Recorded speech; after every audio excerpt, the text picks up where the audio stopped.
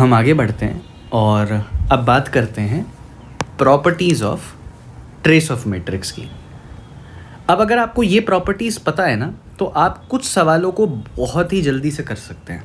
तो ये प्रॉपर्टीज़ बहुत इंपॉर्टेंट है। तो देखिए, यहाँ मैंने लिखा हुआ है, अगर ए और बी स्क्वायर मैट्रिसेस है ऑर्डर n के, तो ये प्रॉपर्टीज़ जो लिस्ट मैंने की हुई हैं ये एप्लीकेबल है। क्या है ये प्रॉपर्टीज़? तो ध्यान से देखिए। पहली प्रॉपर्टी ये कहती है कि ट्रेस ऑफ के इज इक्वल टू के टाइम्स ट्रेस ए। क्या मतलब है इस प्रॉपर्टी का? देखिए, ये प्रॉपर्टी ये कह रही है कि आप किसी मैट्रिक्स में एक स्केलर मल्टीप्लाई करके जो रिजल्टेंट मैट्रिक्स है उसका अगर ट्रेस निकालें तो ये बराबर होगा के टाइम्स ऑफ ट्रेस ए के, जहाँ के एक स्केलर नंबर है जो आपने मैट्रिक्स ए से मल्टीप्लाई किया हुआ है। अब इसको ऐसे प्रॉपर्टी के फॉर्म में देखेंगे तो हमें बहुत ज़्यादा चीज़ें क्लिक नहीं करेंगी। तो एक बार हम एक एग्जांपल ले लेते हैं जिससे ये समझ आए कि ये प्रॉपर्टी कहना क्या चाह रही है। तो मान लीजिए मैंने एक मैट्रिक्स लिया ए मैट्रिक्स को मैं लिख लेता हूँ 2 5 9 8। ओके, अब मैंने क्या किया, इस मैट्रिक्स को किसी एक स्केलर से मल्टीप्लाई कर दिया। मान लीजिए मैंने कंप्यूट किया 3a, तो 3a किसके बराबर हो जाएगा? 3a बराबर हो जाएगा 3 2 जा 6, 3 5 जा 15, 3 9 जा 27, 3 8 जा 24 के। अब अगर मैं आपसे पूछूं कि ट्रेस ऑफ 3a क्या होगा, तो आप कहेंगे कि ट्रेस किसी भी मैट्रिक्स का क्या होता है? प्रिंसिपल डायगोनल एलिमेंट्स का सम होता है। तो यहाँ पे 6 और 24 ये प्रिंसिपल डायगोनल एलिमेंट्स हैं। तो अगर मैं इन दोनों को ऐड कर दूंगा तो मेरा आंसर आ जाएगा ट्रेस ऑफ 3a का 30। करेक्ट बात है। ओके, अच्छा, अब ये प्रॉपर्टी ये कह रही है कि अगर आपको किसी एक ऐसे मैट्रिक्स का ट्रेस एवेल्यूएट करना है जिसमें एक कांस्टेंट नंबर मल्टीप्लाई करके उस मैट्रिक्स को ऑब्टेन किया गया था, तो आप सिंपली क्या करिए, के टाइम्स ट्रेस ए कर दीजिए। कहने का मतलब, मैंने जैसे यहाँ पे ये ट्रेस ऑफ 3a निकाला इस तरीके से कि पहले मैंने 3a मैट्रिक्स कंप्यूट किया, उसके बाद उसका ट्रेस निकाला। ये एक तरीका है, ये एक तरीका है ये निकालने का। एक तरीका क्या हो सकता था ट्रेस ऑफ 3a निकालने का, कि मैं सिंपली क्या करता, 3 इंटू ट्रेस ए कर देता, 3 इंटू ट्रेस ए कर देता। और ट्रेस ए क्या होगा? ट्रेस ए मैं इस मैट्रिक्स से निकाल लूंगा।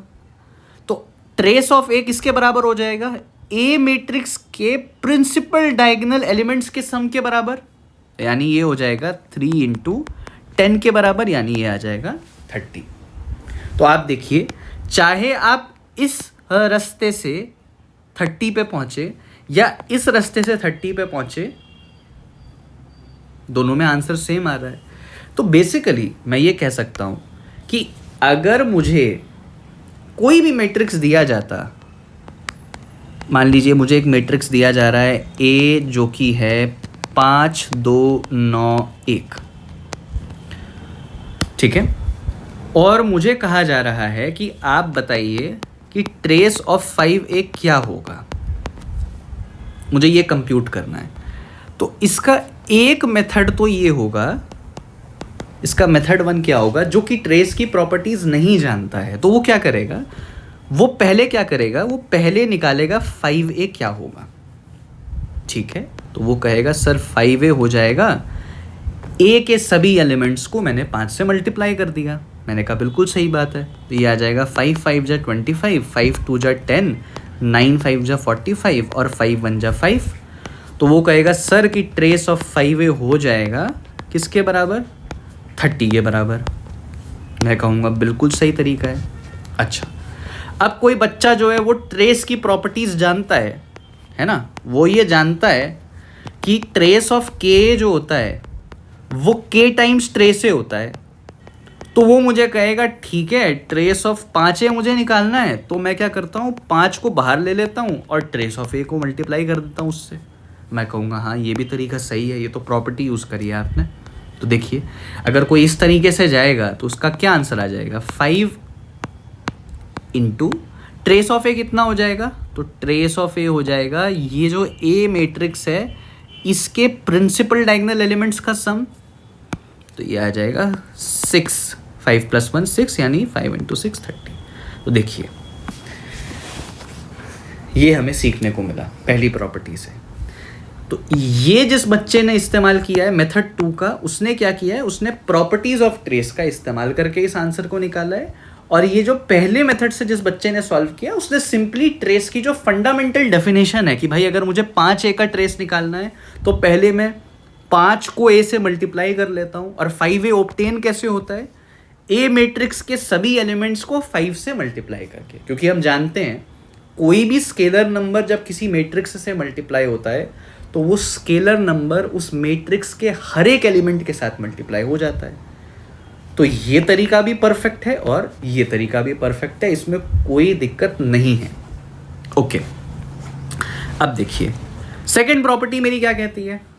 तो second property and in fact third property ये कहती है कि अगर आप दो मैट्रिसेस को ऐड कर रहे हैं या दो मैट्रिसेस को सब्ट्रैक्ट कर रहे हैं और फिर उसका ट्रेस निकाल रहे हैं तो वो बराबर हो जाएगा उनके इंडिविजुअल ट्रेसेस के एडिशन या फिर इंडिविजुअल ट्रेसेस के सब्ट्रैक्शन के। अब ये प्रॉपर्टी समझना बहुत ज़्यादा आसान है, ये कोई ऐसी चीज़ रॉकेट साइंस वाली बात नहीं हो रही है। ये प्रॉपर्टी ये कह रही है कि अगर आप trace of a + b evaluate करेंगे तो ये बराबर आ जाता है trace of a + trace of b के। मैं ऐसा करता हूँ, अगेन इस प्रॉपर्टी को देखने के लिए एक सिंपल एग्जाम्पल ले लेता हूँ। तो मैंने मान लीजिए एक एग्जाम्पल लिया कि मेरे पास A मैट्रिक्स है, मान लीजिए 5 6 9 1 और B मैट्रिक्स है ले लेते हैं 9 8 7 2। ठीक है, मैंने A और B मैट्रिक्स को कुछ अज्यूम कर लिया। ठीक है, अच्छा इसका ऑर्डर क्या है A मैट्रिक्स का, 2 × 2, क्योंकि इसमें 2 रोज हैं और 2 कॉलम्स हैं, और B का भी मैंने 2 × 2 ही ऑर्डर लिया है। अब मैंने A और B मैट्रिक्स के ऑर्डर को सेम इसीलिए लिया है क्योंकि मैं इन पे एडिशन परफॉर्म करने वाला हूं। और आप ये बात जानते हैं कि दो मैट्रिसेस को ऐड तभी किया जा सकता है अगर उनके ऑर्डर्स सेम हो। तो अगर मैं A + B लूं, A + B को कंप्यूट करूं, A + B को निकालूं, तो A + B आ जाएगा 5 + 9 14, 6 + 8 14, 9 + 7 is 16, 1 + 2 is 3। सही बात है। अच्छा, अब मैं आपसे अगर सवाल पूछूं कि ट्रेस ऑफ A + B क्या होगा, तो आप कहेंगे कि ट्रेस ऑफ A + B का मतलब है कि A + B मैट्रिक्स को देखो और A + B मैट्रिक्स के प्रिंसिपल डायगोनल एलिमेंट्स का सम निकाल दो। तो 14 + 3 17 के बराबर आ जाएगा सर ये। मैं कहूँगा हाँ बिल्कुल सही बात है। अच्छा, ये तो इसको करने का एक तरीका है, ये इसको करने का एक तरीका है कि भाई आप अगर A + B मैट्रिक्स का ट्रेस निकालना चाहते हैं तो पहले आप A + B निकालिए फिर उसका ट्रेस निकालिए। एक दूसरा तरीका क्या हो सकता है जो क्लेवर तरीका है, क्लेवर तरीका भाई यही कहता है कि आप अगर प्रॉपर्टीज ऑफ ट्रेस जानते हैं तो आप ट्रेस ऑफ A + B देखते ही मुझे बोलेंगे कि सर ये तो trace of A + trace of B के बराबर होगा। मैं कहूँगा हाँ बिल्कुल। अब आप बोलेंगे कि ट्रेस ऑफ A का क्या मतलब है, ट्रेस ऑफ A का मतलब है कि A मैट्रिक्स को देखो और उसके प्रिंसिपल डायगोनल एलिमेंट्स का सम निकाल दो। तो मैंने A मैट्रिक्स को देखा और इसके प्रिंसिपल डायगोनल एलिमेंट्स को हाईलाइट कर लिया और इसका सम निकाल दिया, तो ये आ गया 6 प्लस ट्रेस ऑफ B का क्या मतलब है कि B मैट्रिक्स को देखो, उसके प्रिंसिपल डायगोनल एलिमेंट्स को हाईलाइट करके उसका सम निकाल दो, तो ये आ जाएगा 11, तो ये आ जाएगा 17 के बराबर। तो ट्रेस ऑफ A + B की तरफ पहुंचने के दो तरीके हो गए। कहने का मतलब कि भाई आप A + B को पहले कंप्यूट कर लीजिए फिर उस पर ट्रेस ऑपरेट कर लीजिए, या फिर आप ट्रेस A + ट्रेस B निकाल दीजिए।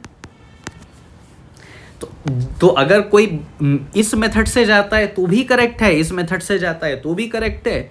ये मेथड से जो जाता है उसको ट्रेस की प्रॉपर्टीज नहीं पता है, इस मेथड से जो जाएगा trace of A plus trace of B से, उसको प्रॉपर्टी पता है, ठीक है। तो ये आपको पता होना चाहिए कि ऐसे भी हम कंप्यूट कर सकते हैं। यहाँ मेरे पास एक मैट्रिक्स था ए, एक मैट्रिक्स था बी। मेरा सवाल ये था कि मुझे trace of A plus B निकालना है। तो मैंने मेथड 1 ये किया कि पहले मैंने ए प्लस बी को कंप्यूट किया और फिर उसका ट्रेस फाइंड आउट कर लिया। और मेथड 2 मैंने ये किया कि मैं ये जानता हूं कि trace of A plus B trace A plus trace B के बराबर होता है, तो मैंने इंडिविजुअल ट्रेसेस को निकाला और उनका समेशन कर दिया। तो ये प्रॉपर्टी यही कहती है कि अगर आपको ए प्लस बी का ट्रेस कंप्यूट करना है तो आप ए का ट्रेस कंप्यूट करिए और बी का ट्रेस कंप्यूट करिए और उन्हें ऐड कर दीजिए। और अगर आपको trace of A minus B को कंप्यूट करना है तो पहले आप ट्रेस ऑफ ए को कंप्यूट करिए, ट्रेस ऑफ बी को कंप्यूट करिए और दोनों को सब्ट्रैक्ट कर दीजिए। सही बात है।